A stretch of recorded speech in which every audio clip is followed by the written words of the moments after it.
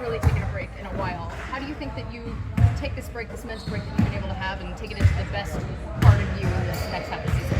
Yeah, I'm gonna do my best. I mean, it's still really hard basketball, like playing at this level.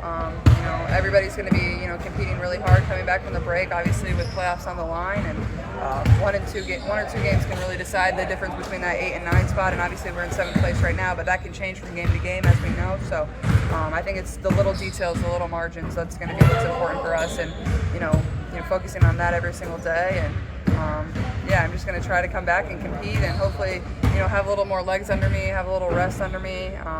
There'll be games that are really good for us, and ways that we improve, but it's basketball. There's gonna be days that aren't as tough. It's gonna be finding ways to win when things aren't going our way too. Christy said last week that they had some sort of team building things away from basketball planned for this break. Have you guys started doing any of that stuff? I know we have a big one tomorrow. I'm trying to think if we had like a speaker come. We've been doing like a lot of just little games. Like today we had a home run derby. Of course I won.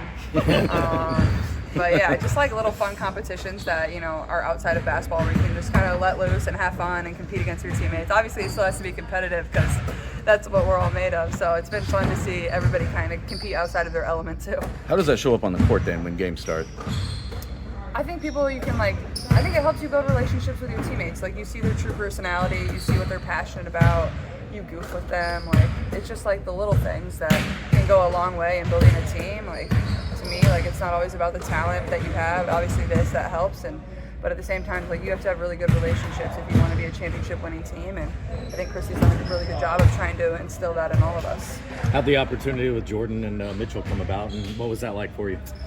Honestly, I've been a big fan, and they were like, do you want to come? I was like, sure. I never planned on going on stage, but they're like, you got to come on stage. I'm like, I don't know about that. And they convinced me to do it, so can say I sang in front of a crowd. Probably the last time I'll do that. I try to keep my face away from the mic. I don't want to ruin everybody's night, so, but it was fun. It was definitely fun, and obviously Lex went with me, and it was a good time. It was good weather, Now that you've been in Indy for a few months, you had a break to kind of enjoy the city. What have you liked the most about this city?